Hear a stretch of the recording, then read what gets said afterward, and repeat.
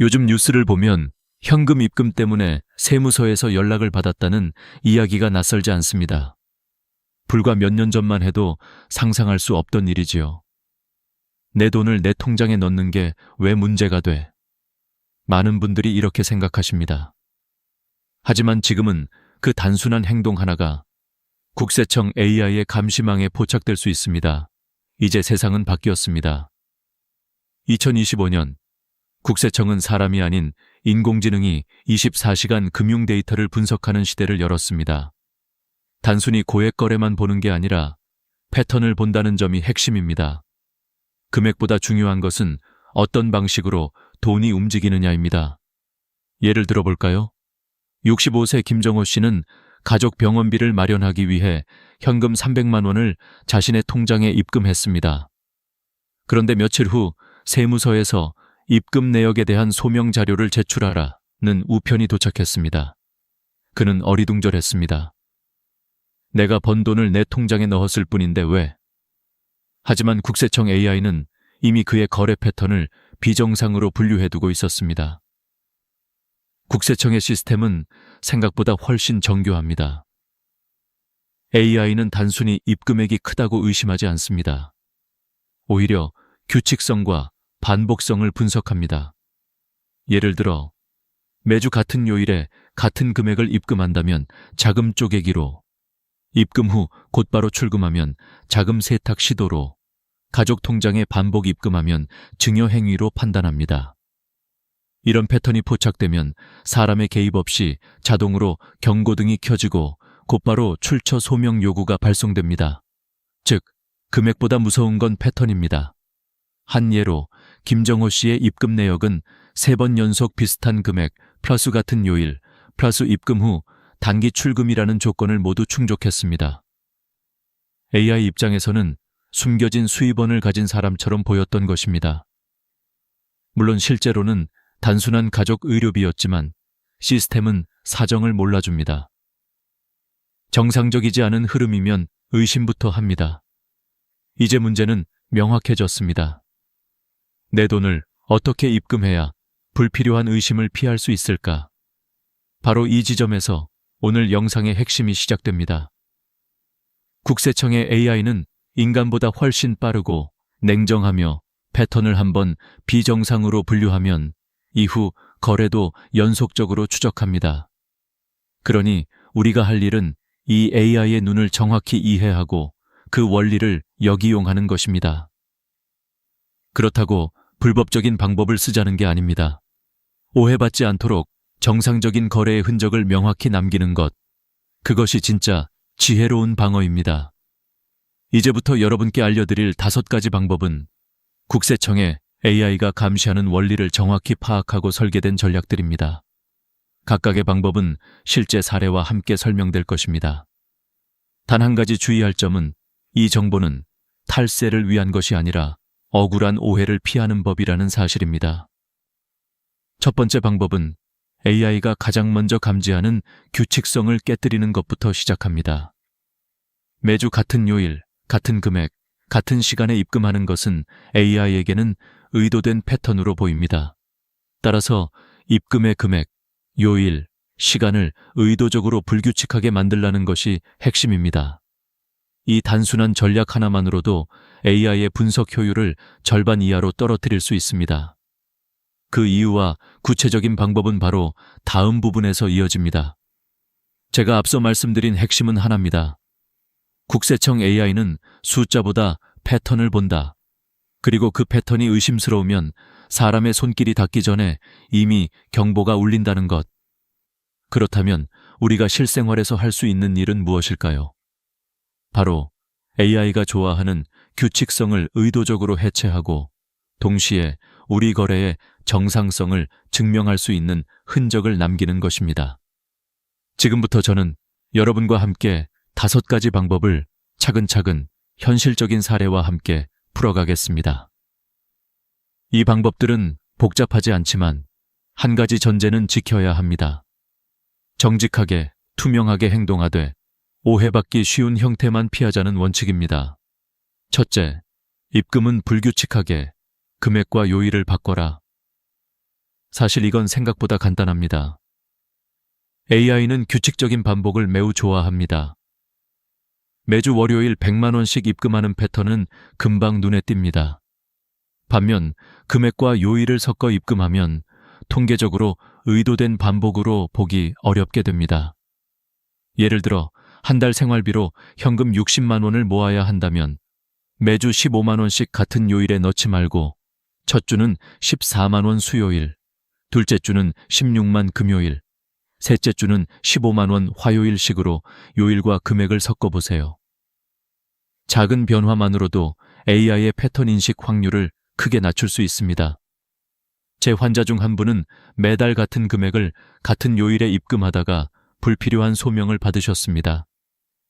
제가 요일과 금액을 바꾸는 것을 권했더니 그 후로 아무 문제 없이 생활비 충당을 하시더군요. 둘째, 입금 후 즉시 출금은 피하라. 시간차를 둬라. AI가 특히 의심하는 패턴 중 하나는 입금 직후 출금입니다. 누군가의 돈을 잠시 자신의 계좌로 경유시키고 바로 다른 사람에게 이체하는 패턴은 자금 세탁 모델의 전형이기 때문입니다. 따라서 현금을 입금한 뒤 최소 며칠, 가능하면 5-7일 정도는 계좌에 머무르게 하세요. 실제로 저는 중고물품 판매로 받은 현금을 곧바로 다른 사람에게 송금하던 분께 일주일 보관을 권했더니 그 뒤로 어떠한 소명도 받지 않으셨습니다. 시간차는 이 돈이 내 정상적 수입이라는 신호를 주는 가장 간단한 방법입니다. 셋째, 입금 목적을 기록하라. 작은 메모가 큰 방패다. AI가 의심을 하더라도 우리가 명확한 근거를 제시하면 대부분의 오해는 풀립니다. 따라서 입금 전에 휴대폰 메모장에 간단히 기록하거나 입금 봉투 사진을 찍어두세요. 예. 2025-96912 경조사비 김영수 결혼 축의금 50만 원 같은 형태면 충분합니다. 제 상담 사례 중 한 어르신은 손주 학원비를 대신 내주고 받은 현금을 바로 통장에 넣었는데 미리 교사와 주고받은 문자, 영수증 사진을 정리해 두었다가 소명 요청이 왔을 때 제출해 바로 해결한 적이 있습니다. 메모 한 줄이 여러분을 지켜줍니다. 넷째, 가족 간 거래는 차용증 형식으로 남겨라. 부모가 자녀에게 생활비를 주거나 반대로 자녀가 부모에게 거액을 돌려줄 때 흔히 발생하는 문제가 증여로 보이는 것입니다. 이를 피하려면 단순히 통장에 넣는 것보다 빌려준다는 형식의 문서를 남기세요. 요즘은 휴대폰 메모로도 충분합니다. 날짜, 금액, 상환 기간을 명확히 적고 가능하면 소액이라도 정기적으로 원금 일부를 갚는 기록을 남기면 더 안전합니다. 중요한 것은 형식뿐 아니라 실제 상환이 뒤따르는 것입니다. 형식만 있고 실행이 없으면 결국 증여로 판단될 수 있습니다. 다섯째, 간접 결제 수단을 보조적으로 활용하라. 단, 소액 중심으로. 제로페이, 충전형 선불카드, 간편결제 앱 같은 수단은 은행 계좌의 트래픽을 줄이는 데 도움이 됩니다. 예컨대 중고거래 대금 일부를 현금 대신 토스머니로 충전해 사용하면 은행 입출금의 반복을 줄일 수 있습니다. 다만 큰 금액을 한꺼번에 충전하면 오히려 눈에 띌 수 있으니 소액 위주로 빈도는 불규칙하게 사용하는 것이 바람직합니다. 이 방법은 보조 수단일 뿐 핵심은 언제나 투명성과 근거 자료입니다. 여기서 꼭 강조하고 싶은 한 가지는 어떤 방법을 쓰더라도 거짓 소명은 절대 금물이라는 점입니다. AI가 추적한 흐름과 우리의 설명이 맞지 않으면 더 큰 문제가 됩니다. 정직하게, 차분하게 증빙을 준비하는 습관이 가장 안전합니다. 또한 입금이나 큰 금액 처리 전에는 세무사와 상담하는 것이 최선입니다. 큰돈 한 번이 잘못되면 그 과정에서 겪는 스트레스와 시간, 비용은 되돌릴 수 없습니다. 이제 여러분께 현실적인 루틴 하나를 제안드립니다. 매달 현금이 필요할 것 같으면 한 달 단위로 인출 계획을 세우세요. 예. 매월 1일 50만 원, 15일 30만 원, 필요시 3-7일의 시간차 두기, 입금 시 메모 남기기, 가족에게 줄 돈은 차용증 작성. 이렇게 규칙을 만들되 AI가 좋아할 만큼 규칙적이지 않게 소소한 변형을 섞어주세요. 규칙이 있으되 반복적이지 않게 패턴을 만들지 않되 정당성을 확보하는 것, 이 균형이 핵심입니다. 오늘 이 부분을 마무리하며 한 가지 사실을 다시 드리고 싶습니다. 국세청의 AI는 우리를 무작정 괴롭히기 위해 존재하는 것이 아닙니다. 탈세나 불법 자금을 막기 위한 장치입니다. 그러나 정상적으로 살아온 사람이 억울하게 휘말리지 않도록 최소한의 방어 지식을 갖추는 것은 우리의 권리이자 책임입니다. 다음 부분에서는 실제 사례를 더 깊이 들여다보며 입금 후 소명 요청이 왔을 때 어떻게 차분하게 대응해야 하는지, 어떤 서류가 결정적으로 도움이 되는지를 구체적으로 알려드리겠습니다. 준비되셨죠? 현금 입금이 문제가 될 때 가장 당황스러운 순간은 바로 세무서에서 소명 요구서를 받는 그날입니다. 대부분의 사람들은 이게 뭐지? 내가 뭘 잘못했지? 라는 생각으로 머리가 하얘집니다. 하지만 두려워할 필요는 없습니다. 이 절차는 단순한 확인 요청일 뿐 세금 부과가 확정된 것도 아닙니다. 문제는 우리가 어떻게 대응하느냐에 달려 있습니다. 오늘은 실제 사례를 통해 소명 요청을 받았을 때 어떻게 해야 불필요한 오해를 피할 수 있는지를 구체적으로 살펴보겠습니다. 첫 번째 사례입니다. 박미정 씨는 결혼식 축의금으로 받은 현금 200만 원을 통장에 입금했습니다. 그런데 3개월 뒤 국세청에서 입금 내역의 출처를 소명하라는 통보서를 받았습니다. 그녀는 처음엔 놀랐지만 미리 준비해둔 자료 덕분에 빠르게 대응했습니다.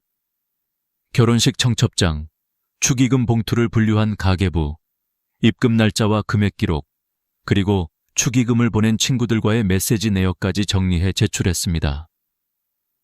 결과는 단 하루 만에 이상 없음 통보, 국세청 담당자조차 정리 잘하셨습니다 라고 말할 정도였다고 합니다. 여기서 중요한 포인트는 입금의 목적을 증명할 근거가 있느냐입니다. AI가 아무리 의심하더라도 사람이 마지막 판단을 내립니다. 따라서 우리의 목표는 이 돈은 내 정상적 수입이다 라는 근거를 명확히 보여주는 것입니다. 두 번째 사례입니다. 70세 김창호 어르신은 자녀에게 300만 원을 생활비로 전달하기 위해 현금을 입금했습니다. 그런데 며칠 뒤 소명 요구가 날아왔습니다. 국세청 시스템은 가족 간 자금 이동을 증여로 간주했기 때문이죠. 다행히 김 어르신은 입금 전날 간단한 차용증을 작성해 두었습니다. 2025년 5월 10일 아들 김도현에게 생활비 명목 300만 원 대여 6개월 내 상환 예정. 이 문서와 실제 상환 내역 일부를 제출하자 국세청은 즉시 증여가 아닌 대여 거래로 인정했습니다. 이 두 가지 사례는 단순하지만 강력한 교훈을 줍니다. AI의 감시는 피할 수 없지만 오해는 예방할 수 있다. 그렇다면 실제로 소명 요청을 받았을 때 어떻게 행동해야 할까요? 첫째, 절대 두려워하지 말 것. 이건 범죄 혐의가 아니라 사실 확인 절차입니다. 둘째, 즉시 자료를 모을 것. 입금 시점의 메모, 문자, 영수증, 거래 명세서, 가족 대화 기록 등 가능한 모든 자료를 한 곳에 모아야 합니다. 셋째, 감정적인 대응은 금물. 내가 뭘 잘못했냐는 태도는 오히려 상황을 악화시킵니다. 이 돈은 이런 사유로 입금했습니다 라고 차분히 설명하면 대부분의 경우 며칠 내로 해소됩니다. 그리고 넷째, 세무사 상담을 받는 것이 가장 현명한 선택입니다. 전문가는 어떤 서류가 가장 설득력 있는지를 압니다. 가령 상속받은 돈이라면 상속세 신고서, 피상속인 사망진단서, 유언장 사본을 첨부하라고 알려줍니다. 부동산 매매 장음이라면 매매계약서와 법무사 수수료 영수증을 함께 제시하면 훨씬 신뢰도가 높습니다. 이런 세부적인 증빙의 완성도가 결과를 좌우합니다. 한 세무사는 이렇게 말했습니다. AI는 의심을 만들고 사람은 확신을 만든다. 즉, AI의 판단을 사람이 바로잡을 수 있도록 준비하는 게 우리의 역할입니다. 마지막으로 꼭 기억하세요. AI가 보는 건 돈의 출처가 아니라 패턴입니다. 하지만 사람이 확인할 때는 증빙의 진정성을 봅니다. 그러니 우리는 두 단계를 모두 대비해야 합니다. 패턴을 불규칙하게 만들어 AI를 피하고 기록을 남겨 인간의 판단에 대비하는 것. 이 두 가지가 합쳐져야 비로소 완벽한 방어가 됩니다. 이제 다음 단계에서는 만약 여러분이 큰 금액을 한 번에 입금해야 할 때 어떤 서류를 준비해야 하는지, 또 해외에서 가져온 현금을 입금할 때 어떤 절차를 밟아야 안전한지를 구체적으로 알아보겠습니다. 이제 한 걸음 더 들어가 보겠습니다. 많은 분들이 가장 불안해하는 순간이 바로 이겁니다. 큰 돈을 한 번에 입금해야 할 때 어떻게 해야 하나요? 정답부터 말하자면 출처를 증명할 준비만 되어 있다면 아무 문제 없습니다. 문제는 돈 자체가 아니라 그 돈이 어디서 왔는가를 명확히 설명하지 못할 때 생깁니다. 국세청의 AI 시스템은 금액보다 이전 패턴과의 연관성을 분석합니다. 평소에 월 50만 원 정도의 입금만 있던 계좌에 어느 날 갑자기 3천만 원이 들어오면 AI는 즉시 비정상 자금 유입으로 분류합니다. 하지만 그게 상속금, 부동산 매매 대금 혹은 보험금이라면? 출처만 입증하면 그 즉시 문제가 해결됩니다. 그럼 구체적으로 어떤 자료가 필요할까요? 첫째, 상속받은 돈이라면 반드시 상속세 신고 내역과 피상속인 사망진단서, 그리고 유언장 사본이나 가족관계 증명서를 준비해야 합니다. 국세청은 이 세 가지 서류로 금액의 출처를 거의 확실히 인정합니다.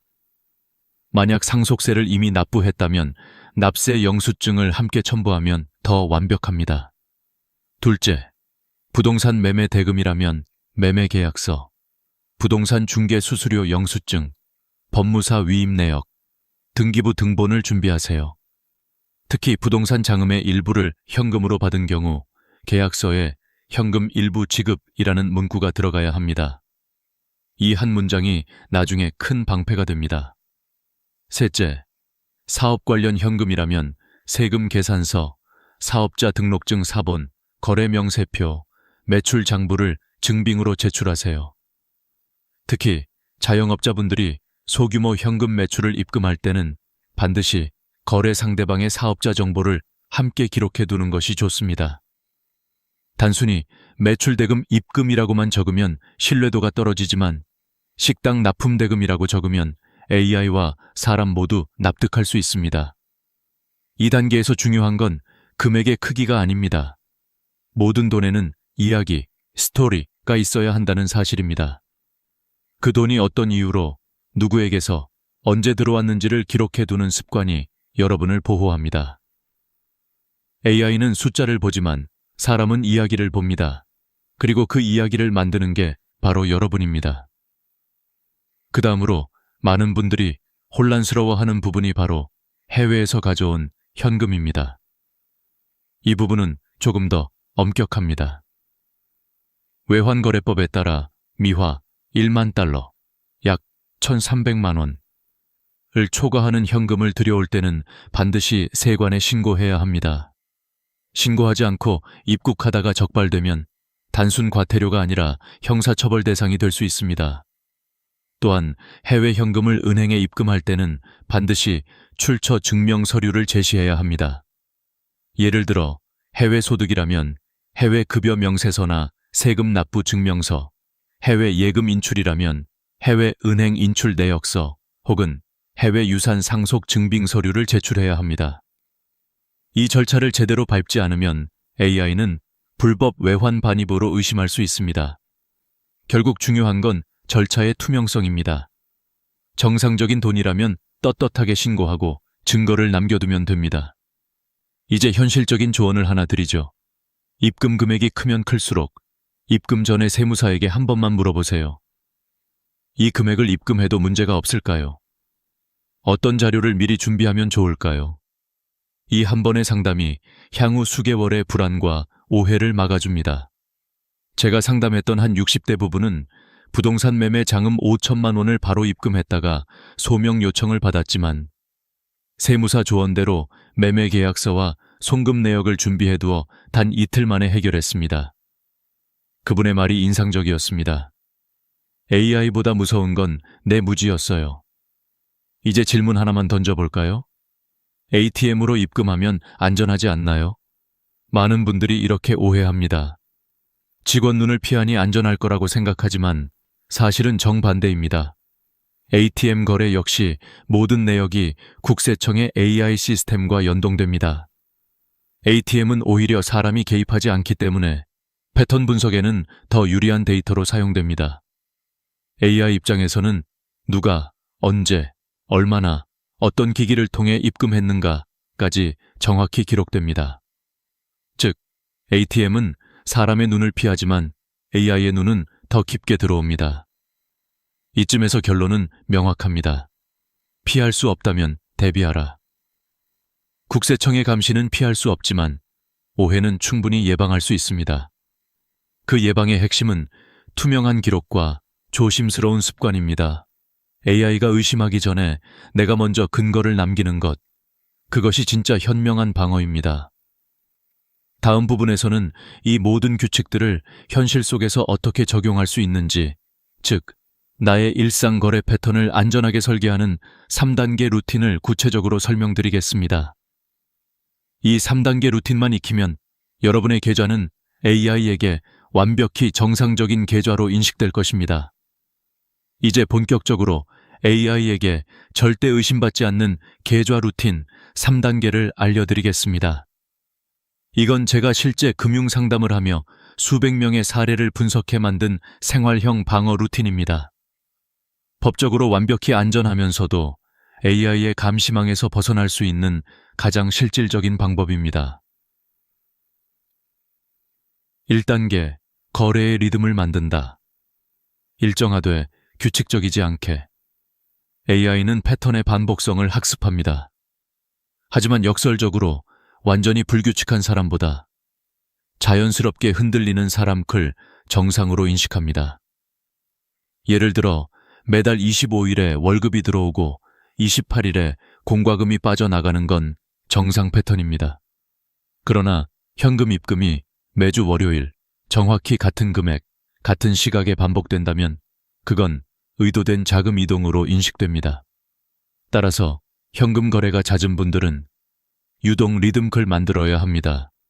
예를 들어 1주차 수요일 오전 11시 47만 원 입금, 2주차 금요일 오후 3시 52만 원 입금, 3주차 월요일 오전 9시 46만 원 입금.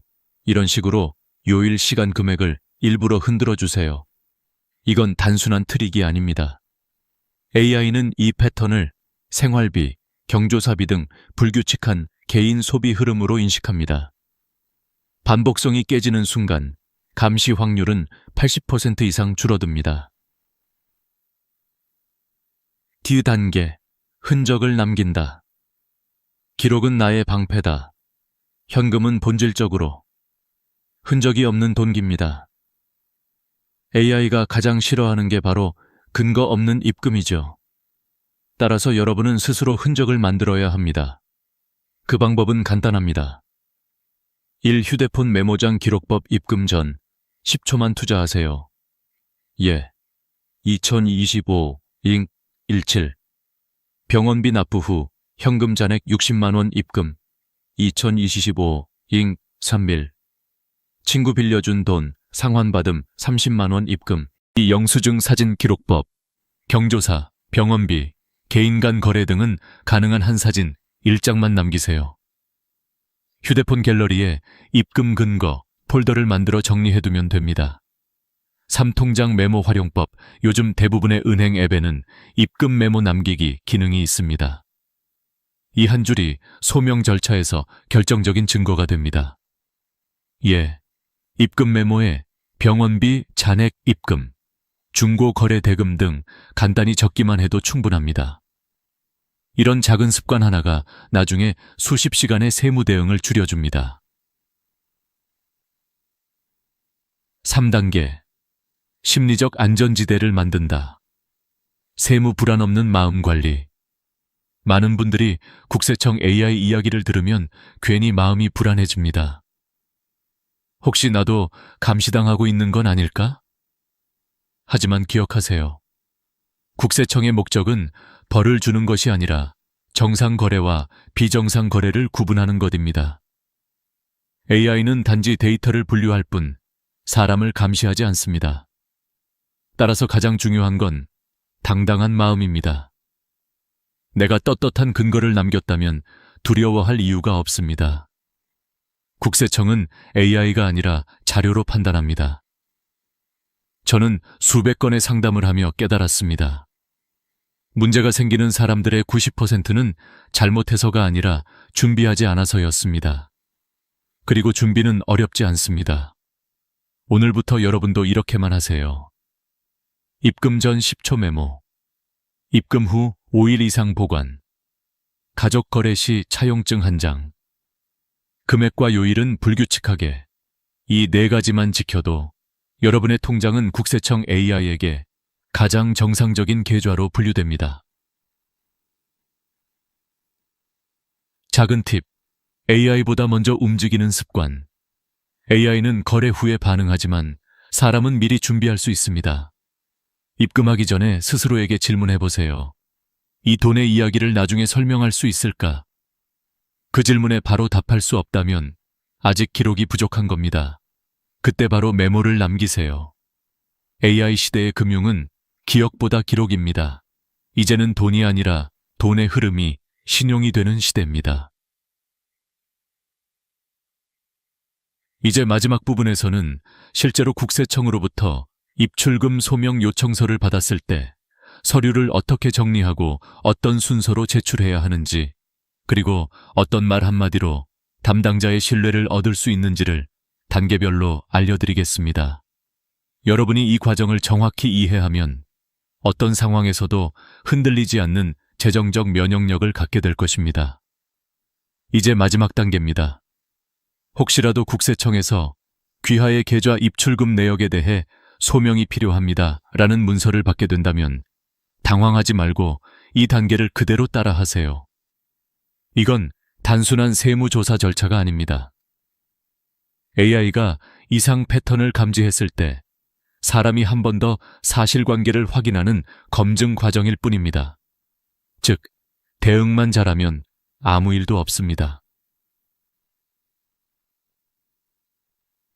1단계, 즉시 감정을 멈추고 사실을 기록하라. 대부분의 사람들은 이 문서를 받는 순간 왜 나한테 이런 게 왔지? 내가 뭘 잘못했나? 하며 불안감부터 느낍니다. 하지만 세무 담당자는 여러분을 범인으로 보는 게 아닙니다. 단지 데이터상으로 설명이 필요한 거래가 있다고 판단했을 뿐입니다. 따라서 감정적으로 대응하지 말고 받은 순간 해야 할 일은 단 하나, 입금 내역의 이유를 정확히 적는 것입니다. 예를 들어 2025년 5월 2일 입금 200만 원, 결혼 축의금 잔액 입금. 2025년 6월 15일 입금 300만 원, 병원비 환급금 입금. 2025년 8월 3일 입금 500만 원, 아들에게 빌려준 돈 상환. 이렇게 적기만 해도 세무 담당자의 첫인상은 완전히 달라집니다. 이 사람은 거래를 투명하게 관리하는구나. 그 순간부터 이미 절반은 끝난 겁니다. 2단계, 3단 증빙 세트를 준비하라. 소명서에는 말보다 증거가 힘입니다. 이때 준비해야 할 3가지 기본 서류를 기억하세요. 1. 입금 관련 근거자료, 영수증, 거래명세서, 문자대화, 사진, 메모 등 2. 자금 출처 확인서, 돈이 들어온 이유, 상속, 매매, 환급 등을 증명하는 서류, 3. 사용 내역 자료. 입금 후 그 돈이 어디로 흘러갔는지를 보여주는 자료, 출금 내역, 결제 영수증 등. 이 3가지가 한 세트로 있으면 세무 담당자는 더 이상 추가 질의를 하지 않습니다.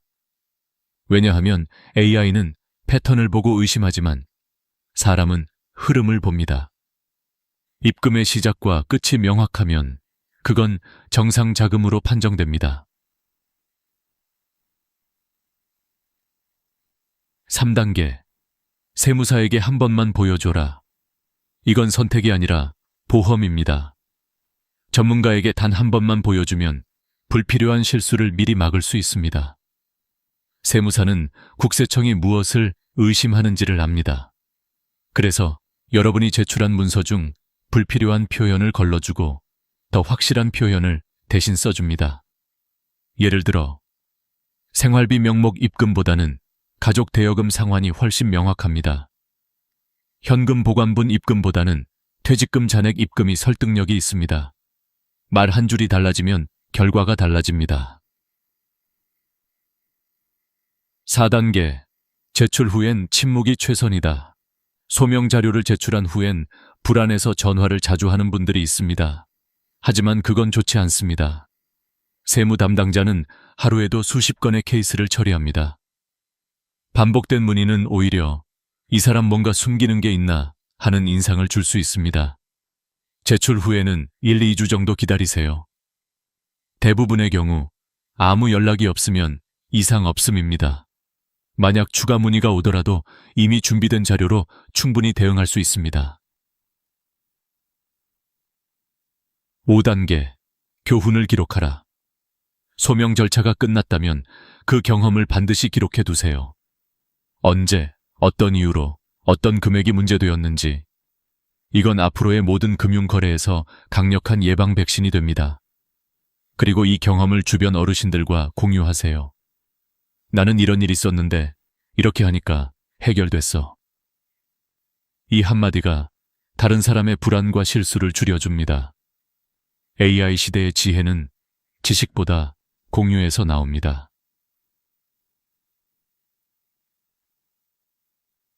이제 정리해볼까요? 오늘 우리가 이야기한 모든 핵심은 단 하나로 귀결됩니다. AI는 데이터를 본다. 사람은 태도를 본다. 투명한 태도, 꾸준한 기록, 그리고 당당한 대응. 이 세 가지가 여러분을 보호합니다. 돈을 지키는 가장 현명한 방법은 두려워하지 않고 준비하는 것. 국세청의 AI 감시는 피할 수 없지만 여러분의 지혜와 기록 습관이 있다면 절대 문제되지 않습니다. 여러분의 통장은 숫자가 아니라 신뢰의 증거입니다. 그리고 신뢰는 하루아침에 생기지 않습니다. 오늘의 작은 기록이 내일의 평안한 노후를 만듭니다. 끝으로 부탁드립니다. 이 영상이 도움이 되셨다면 좋아요와 구독, 그리고 공유를 눌러주세요. 당신의 한 번의 클릭이 누군가의 재정적 불안을 지켜낼 수 있습니다.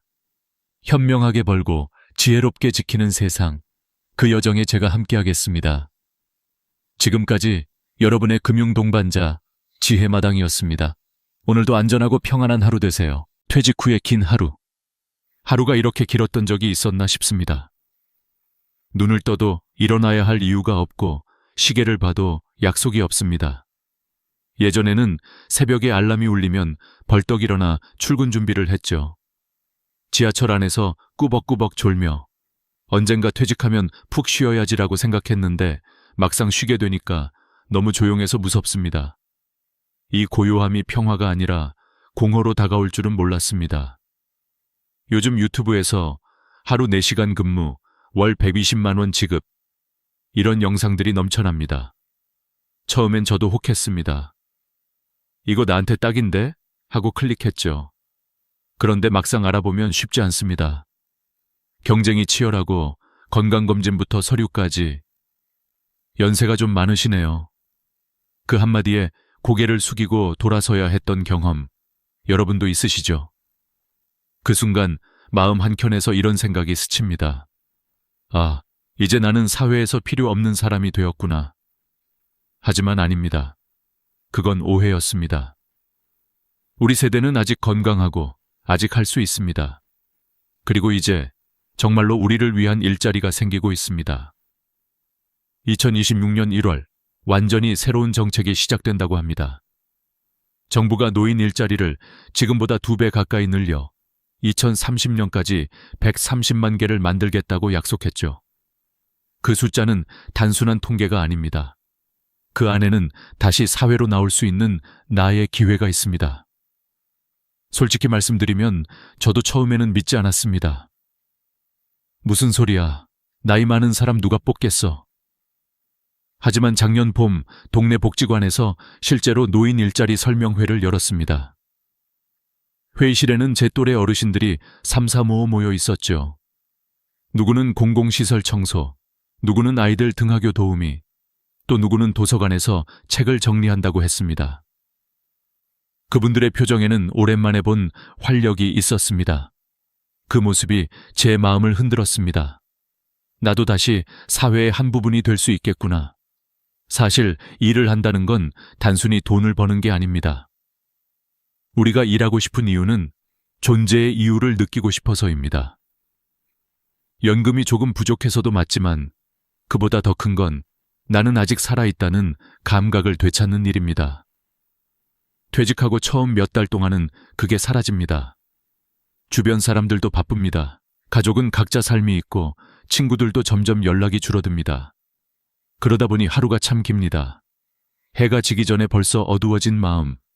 그때 필요한 건 돈보다 역할이었습니다. 누군가 나를 기다려주고 내가 해야 할 일이 있다는 것. 이제 세상은 바뀌고 있습니다. 정부도 알고 있습니다. 노인 일자리는 단순한 복지가 아니라 국가의 건강을 지키는 일이라는 걸요. 일하는 노인은 단지 생산적인 존재가 아니라 사회를 지탱하는 힘입니다. 그래서 2026년부터 본격적으로 늘어나는 130만 개의 일자리 중 10%는 바로 여러분 몫입니다. 여러분의 경험, 책임감, 그리고 세월이 만든 지혜가 필요하기 때문이죠. 이 영상을 보고 계신 분 중에는 이렇게 생각하시는 분도 있을 겁니다. 그래도 내 나이에 무슨 일을 해? 하지만 저는 말하고 싶습니다. 나이는 숫자일 뿐입니다. 우리 세대가 걸어온 길을 생각해 보세요. 전쟁 이후 아무것도 없던 시절, 손으로 공장을 세우고 논밭을 일구고 나라를 다시 세웠습니다. 그런 우리가 커피를 내리거나 아이들을 돌보지 못할 이유가 있을까요? 없습니다. 단지 시작이 늦었을 뿐입니다. 저는 어느 날 저녁 뉴스를 보다가 한 인터뷰를 봤습니다. 하루 4시간, 월 29만 원 받아요. 많지는 않지만 행복해요. 그 말이 마음에 남았습니다. 돈이 많아서가 아니라 그분의 눈빛에 생기가 있었거든요. 일을 하니까 규칙이 생기고 나를 필요로 하는 사람이 있다는 그 사실이 인생의 기쁨을 되살렸다고 했습니다. 그 말을 듣는 순간 저는 깨달았습니다. 우리가 진짜로 원하는 건 일자리가 아니라 자리라는 걸요. 사회 속에서 여전히 존재하는 자리. 그걸 찾는 여정이 바로 오늘 이야기의 시작입니다. 그래서 오늘부터 저는 여러분과 함께 그 길을 걸어보려 합니다. 어떤 일자리가 있고 어떻게 신청할 수 있으며 실제로 그 일들이 우리 삶을 어떻게 바꿔놓는지를요. 이건 단순한 정책 소개가 아닙니다. 우리 세대가 다시 한번 사회의 중심으로 돌아오는 이야기입니다. 지금 이 순간에도 수많은 어르신들이 준비하고 있습니다. 그리고 그중 하나는 바로 당신일지도 모릅니다. 일은 약보다 낫다.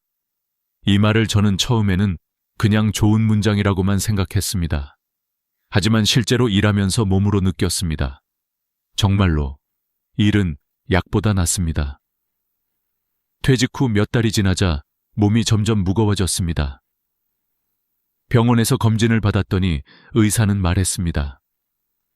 큰 병은 없지만 활동량이 너무 적으시네요. 이러면 근육도 줄고 혈당도 올라갑니다. 그때 깨달았습니다. 쉬는 게 건강에 좋다고 믿었는데 너무 쉬면 오히려 병이 되는구나. 그런데 일자리를 다시 구하고 나서 신기하게 몸이 가벼워졌습니다. 출근하려고 일찍 일어나 씻고 버스를 타고 사람을 만나고 점심을 먹고 웃고 대화하고 이 단순한 리듬이 약보다 강력했습니다. 서울대학교 노화고령사회연구소의 조사에 따르면 일을 하는 노인은 일하지 않는 노인보다 우울증이 40% 낮다고 합니다. 치매 발병률도 30%나 낮습니다. 이 수치는 그냥 통계가 아닙니다. 우리 세대가 여전히 움직이고 여전히 누군가에게 필요한 존재라는 증거입니다. 일은 단순히 돈을 버는 일이 아닙니다. 하루의 의미를 만드는 일입니다. 일을 하는 동안은 내가 쓸모 있는 사람이라는 감각을 잃지 않습니다. 아침에 일어나 오늘도 해야 할 일이 있다. 는 그 한 문장이 사람을 살립니다. 그건 약으로도 못 얻는 생애 리듬이에요. 제가 아는 한 분, 72세의 박선영 어르신은 이렇게 말했습니다. 예전에는 하루 종일 TV만 봤어요.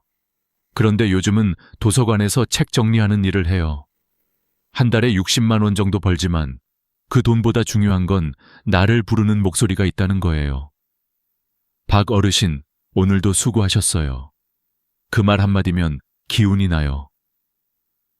그분의 눈빛은 반짝였습니다. 그게 바로 일의 힘입니다. 우리 세대는 평생 일만 하며 살아왔습니다. 그런데 정작 은퇴 후에는 일하지 말라고 합니다. 하지만 몸은 알고 있습니다. 일을 멈추면 마음도 멈춘다는 것을요. 손이 놀면 생각이 느려지고 발걸음이 멈추면 세상과의 연결이 끊어집니다. 일을 한다는 건 다시 세상과 연결되는 일입니다. 물론 나이가 들면 체력은 예전 같지 않습니다. 젊을 때처럼 하루 종일 땀 흘리는 일은 힘듭니다. 하지만 일의 형태는 달라질 수 있습니다. 이제는 살아가는 일을 위한 가벼운 일이 필요합니다. 누군가에게는 아이들을 지켜주는 일, 누군가에게는 도서관 책을 정리하는 일, 또 누군가에게는 전화 한 통으로 외로운 어르신의 마음을 다독이는 일이죠. 이런 일들이야말로 진짜 사회를 움직이는 일입니다. 저는 일하면서 한 가지를 더 배웠습니다. 건강은 운동이 아니라 의미에서 온다. 몸이 힘들어도 마음이 기쁘면 피로가 다르게 느껴집니다. 오늘도 사람들에게 도움이 됐다. 는 그 만족감이 약보다 강력한 면역이 됩니다. 그리고 놀랍게도 그런 마음이 생기면 몸도 따라옵니다. 표정이 밝아지고 잠이 잘 오고 식사도 맛있습니다. 이게 바로 일의 치유력입니다. 우리 주변엔 여전히 이 나이에 무슨 일을 해라며 움츠러드는 분들이 있습니다. 하지만 생각해보면 우리는 이미 평생 일을 통해 세상을 지탱해온 세대입니다. 회사를 세웠고 아이를 키웠고 집을 지었고 마을을 지켜왔습니다. 그런 우리가 갑자기 아무것도 안 해도 된다고요? 그건 세상의 착각입니다. 우리는 여전히 필요합니다. 단지 그 무대가 조금 바뀌었을 뿐입니다. 이제 일을 바라보는 시선도 바뀌어야 합니다. 일은 생계를 위한 것이 아니라 삶을 위한 것입니다. 돈보다 중요한 건 활력이고 활력보다 더 중요한 건 존엄입니다. 그 존엄을 지키는 가장 쉬운 방법이 바로 일하는 것입니다.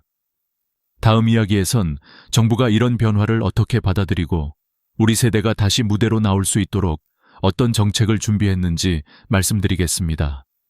노후는 끝이 아닙니다. 이제부터가 다시 시작입니다. 정부가 나섰다.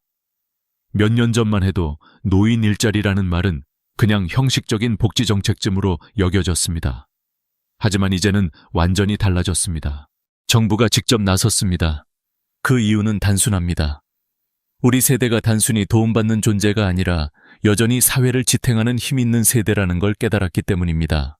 2026년 1월 정부는 사상 최대 규모의 노인 일자리 확대 정책을 발표했습니다.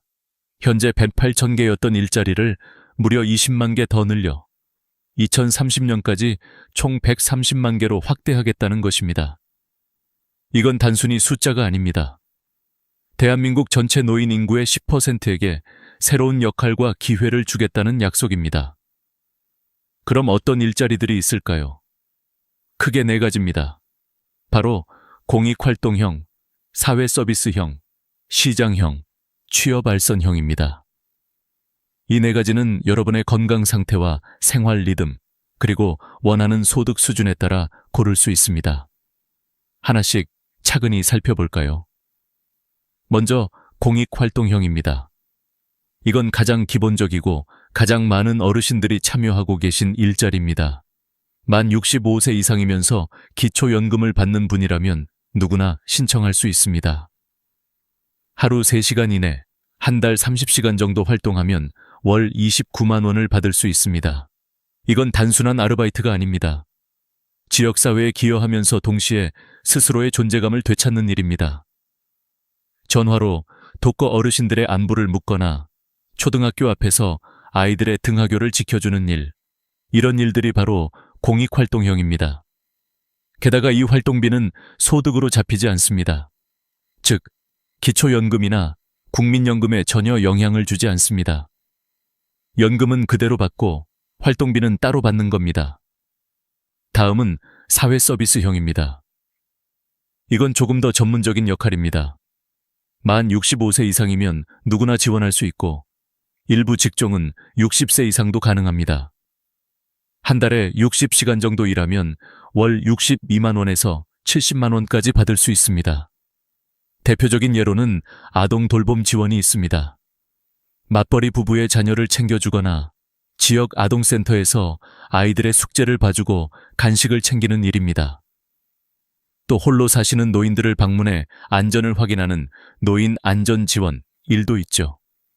이 일은 단순한 봉사가 아닙니다. 우리 세대의 따뜻한 마음과 경험이 그대로 전달되는 사회적 역할입니다. 교육을 조금 받으면 누구나 할 수 있고 보람은 그 어떤 일보다 큽니다. 세 번째는 시장형 사업단입니다. 이건 쉽게 말해 어르신들이 직접 운영하는 협동조합 같은 형태입니다. 카페, 세차장, 택배보조, 마을 미용실, 공동작업장 등 다양합니다. 근무 시간은 사업마다 다르지만 성과에 따라 월 50만 원에서 100만 원까지 가능합니다.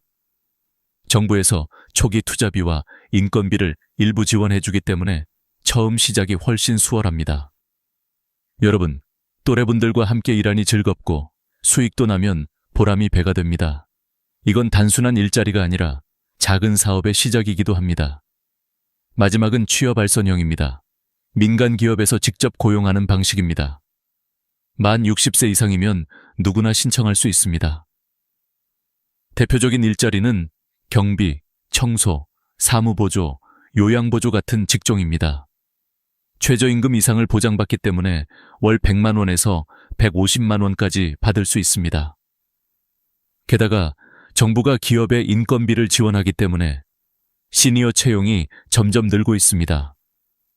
기업 입장에서도 경험 많고 성실한 인력을 확보할 수 있고 우리는 안정적인 일자리를 얻는 셈이죠. 그리고 이 네 가지를 연결해주는 제도가 있습니다. 바로 시니어 인턴십입니다. 3개월 동안 인턴으로 일해보고 기업과 잘 맞으면 정규직으로 전환되는 방식입니다. 정부가 한 사람당 최대 240만 원을 지원해주기 때문에 기업 부담이 거의 없습니다. 덕분에 많은 어르신들이 인턴으로 시작해 지금은 정규직으로 안정된 삶을 살고 있습니다. 이 모든 정책의 핵심은 단 하나입니다. 노인은 보호받아야 할 존재가 아니라 함께 일할 수 있는 동반자다. 이건 복지가 아니라 공존의 선언입니다. 저는 이 정책을 보며 세상이 조금씩 바뀌고 있음을 느꼈습니다. 우리 세대가 사회의 중심에서 밀려난 게 아니라 이제는 다른 방식으로 중심에 서게 되는 겁니다. 그리고 그 변화의 문이 이제 열렸습니다. 이 문을 두드릴 용기만 있으면 인생의 두 번째 봄은 충분히 찾아옵니다. 이제 다음 이야기에선 실제로 그 문을 두드리고 새로운 인생을 시작한 분들의 이야기를 전해드리겠습니다. 그들의 하루 속에는 우리 모두가 잊고 있던 희망이 숨어 있습니다. 노년에도 다시 일어선 사람들. 그들은 우리에게 단순한 사례가 아닙니다. 그들의 삶은 곧 가능성의 증거입니다. 지금부터는 실제로 노인 일자리를 통해 인생의 두 번째 봄을 맞은 5분의 이야기를 들려드리겠습니다. 그 이야기를 들으면 아마 여러분도 고개를 끄덕이며 미소 지을 겁니다. 먼저 김영순 씨 68세의 이야기입니다. 남편을 일찍 떠나보내고 혼자 살던 그녀는 어느 날 문득 거울을 보고 깜짝 놀랐다고 합니다. 표정이 너무 어두웠어요. 매일 집안에만 있으니까 내가 점점 사라지는 느낌이었죠. 그러다 동네 주민센터에서 노노케어 일자리 모집을 알게 되었습니다. 처음에는 이 나이에 무슨 일을 해? 라며 망설였지만 신청서를 냈습니다. 그리고 지금은 일주일에 3번 독거 어르신들에게 안부 전화를 겁니다. 할머니, 오늘은 식사 잘하셨어요? 영순 씨, 오늘 전화해줘서 고마워요. 기다리고 있었어요. 이 한마디에 김 씨의 마음이 따뜻하게 데워집니다. 한 달에 29만 원을 받습니다. 큰 돈은 아니지만 그녀는 말합니다. 그분들이 제 전화를 기다려요. 그게 저한테는 월급보다 더 큰 힘이에요. 그녀는 더 이상 외롭지 않습니다. 이제 매일이 누군가의 하루를 밝히는 작은 등불이 되었으니까요. 다음은 박철수 씨, 64세의 이야기입니다. 그는 은행에서 30년을 근무했습니다. 퇴직 후 퇴직금과 연금 덕분에 돈 걱정은 없었지만 마음이 허했습니다. 하루 종일 시간이 남아요. 아내는 TV 보라 하지만 너무 답답했죠. 그러다 도서관에서 시니어 사서 보조 모집을 받습니다. 책을 좋아하던 그는 바로 지원했고 지금은 주 5일 하루 4시간씩 일합니다. 책을 정리하고 도서 대출을 돕고 학생들에게 책을 추천해 줍니다. 책 냄새가 좋아요. 하루가 너무 빨리 가요. 월급은 65만 원. 그는 이렇게 말했습니다. 돈보다 더 좋은 건 내가 여전히 사회에 속해 있다는 느낌이에요. 일 시작하고 나서 아내가 그래요. 당신 얼굴이 다시 살아났어 라고요. 퇴직 후에도 그는 여전히 누군가에게 필요한 사람입니다. 3번째는 이순자 씨 70세입니다. 평생 가정주부로 살다가 남편을 먼저 보내고 혼자 남았습니다. 하루 종일 말 한마디 안 하고 지낼 때가 많았어요. 너무 외로웠죠. 그러다 노인복지관에서 시니어 카페 직원 모집 공고를 봤습니다. 카페? 내가 커피를 만들 수 있을까? 하지만 그녀는 도전했습니다. 2주간의 바리스타 교육을 받고 처음으로 앞치마를 맸습니다. 손님에게 커피를 내밀던 첫날 손이 떨렸다고 합니다. 그런데 손님이 웃으며 말했습니다. 어머니, 커피가 정말 맛있어요. 정성이 느껴집니다. 그 한마디에 눈물이 났습니다. 지금 그녀는 하루 5시간씩 일하며 월 80만 원을 법니다. 돈도 좋지만 그보다 내가 다시 살아있다는 게 좋아요. 일 끝나고 동료들과 수다를 떨며 웃는 그녀의 얼굴에는 예전엔 없던 생기가 깃들어 있습니다. 4번째는 최동수 씨 62세입니다. 자영업 실패 후 빚더미에 올라 한때는 밤마다 잠을 이루지 못했습니다. 60이 넘으니까 아무도 저를 써주지 않더군요. 그때 알게 된 것이 시니어 인턴십이었습니다. 정부 지원 덕분에 편의점에서 인턴으로 일하게 되었고 지금은 정규직입니다. 하루 5시간, 주 5일 근무. 포스기 앞에 서면 젊은 시절의 자신이 떠오릅니다. 손님이 아저씨, 이거 할인돼요? 하고 묻는 게 그렇게 반가울 줄 몰랐어요. 지금 그는 월 140만 원을 벌며 빚을 갚고 있습니다. 그는 말합니다. 돈보다 더 좋은 건 누군가 나를 믿어준다는 거예요. 내가 쓸모 있는 사람이라는 거요. 편의점의 밝은 불빛 속에서 그는 인생의 새 아침을 맞고 있습니다. 마지막은 정미자 씨 67세입니다. 남편을 오랫동안 간병하다 떠나보낸 후 삶의 이유를 잃었습니다. 간병이 제 일상이었는데 남편이 떠나고 나니 하루가 너무 길었어요. 그런데 남편을 돌보며 배운 경험이 뜻밖의 새로운 길이 되었습니다. 요양보호사 자격증을 따서 요양원에서 일하기 시작한 것입니다. 하루 8시간, 주 5일 근무. 식사를 도와드리고 옷을 갈아입히고 함께 산책도 나갑니다. 그녀는 이렇게 말했습니다. 힘들지만 감사해요. 어르신들이 제 손을 잡고 고마워 하실 때마다 남편을 다시 돌보는 마음으로 일해요. 월급은 190만 원. 지금 그녀는 빚도 갚고 손주 용돈도 줍니다. 무엇보다 마음이 채워졌다고 합니다. 이제는 제가 돌봄을 받는 게 아니라 누군가를 돌보는 사람이 됐어요. 그게 행복이에요. 이 5사람의 공통점은 단 하나입니다. 그들은 포기하지 않았습니다. 나이를 이유로 주저앉지 않았습니다. 그리고 다시 일어서서 자신만의 무대를 찾았습니다. 그들의 이야기는 말합니다. 늦었다고 생각할 때가 바로 시작할 때다. 다음 이야기에서는 이 희망의 무대로 들어가는 구체적인 방법과 절차를 알려드리겠습니다.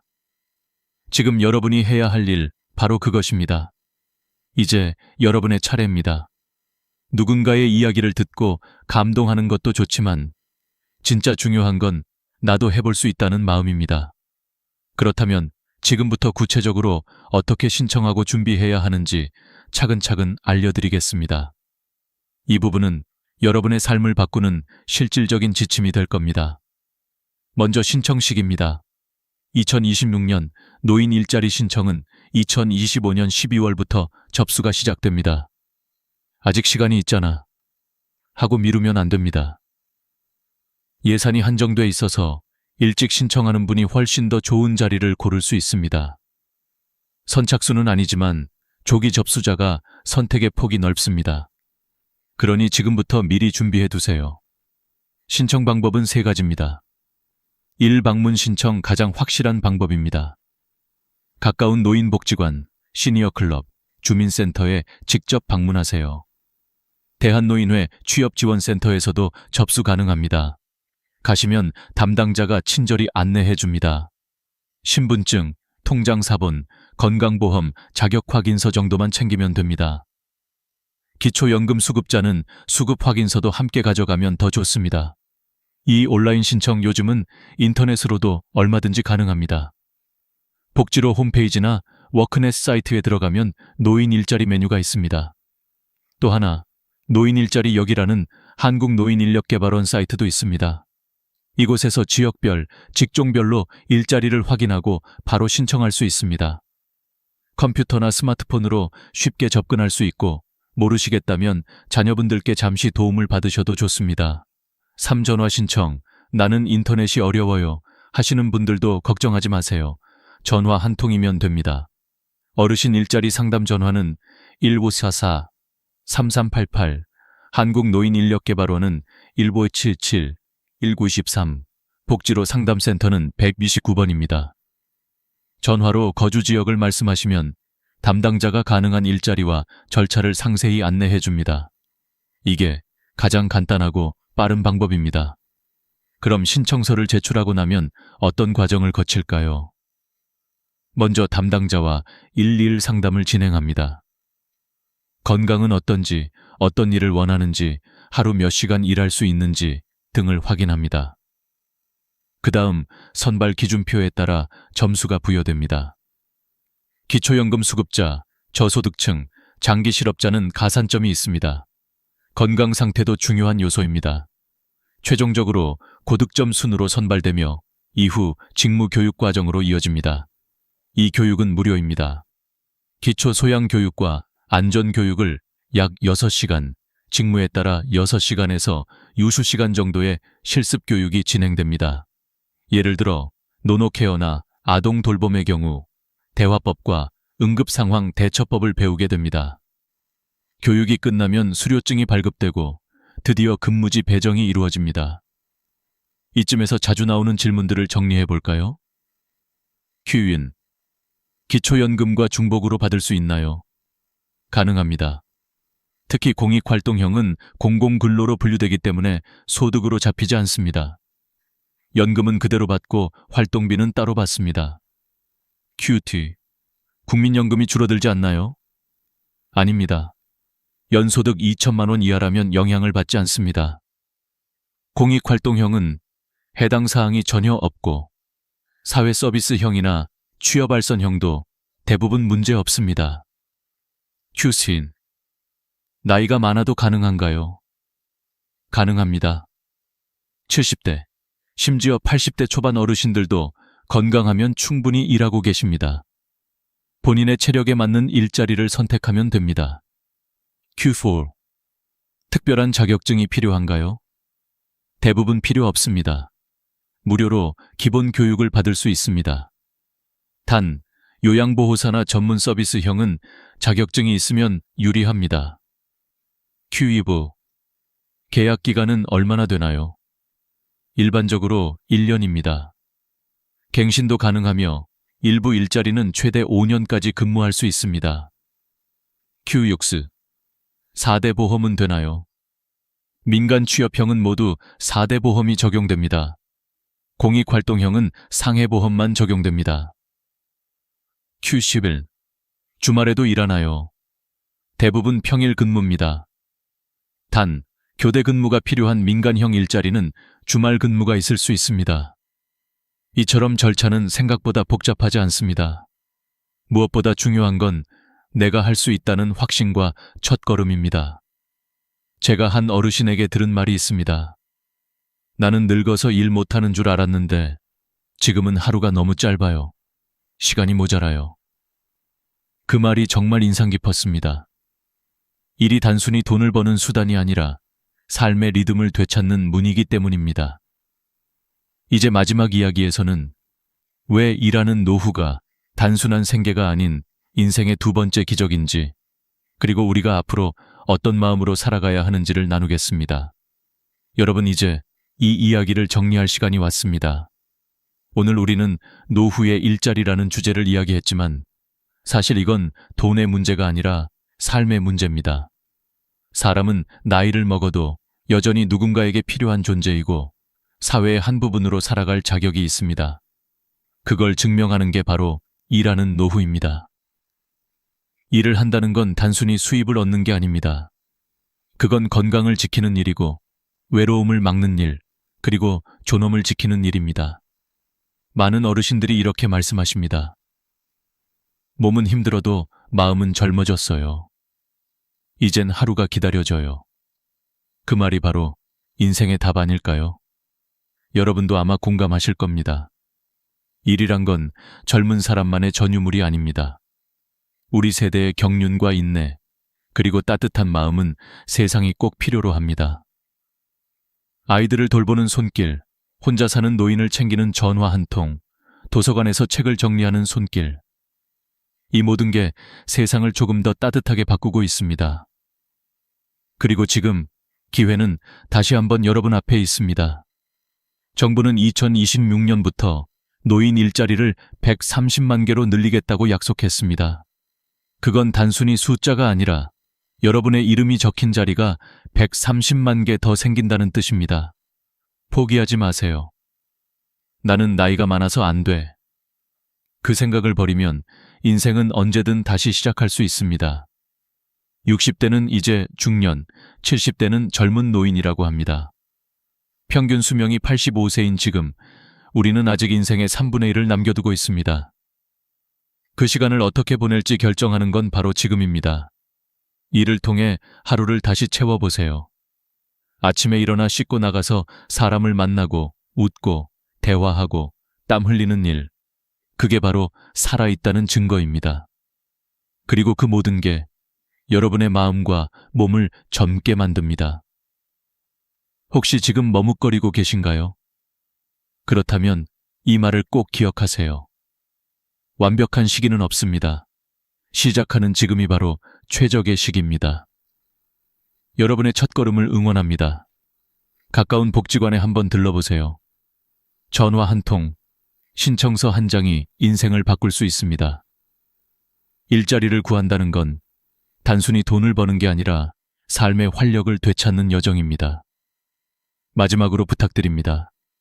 이 영상이 도움이 되셨다면 좋아요와 구독, 그리고 공유 버튼을 눌러주세요. 여러분의 클릭 하나가 누군가의 인생을 바꿀 수 있습니다. 누군가 지금 이 순간에도 외롭게 TV만 바라보고 있을지도 모릅니다. 그분에게 이 영상을 보내주세요. 그게 바로 또 다른 일자리, 희망을 전하는 일입니다. 여러분은 여전히 사회의 주인공입니다. 그리고 여러분의 두 번째 인생은 지금, 이 순간부터 다시 시작됩니다. 감사합니다. 여러분의 내일이 오늘보다 조금 더 밝기를 진심으로 바랍니다.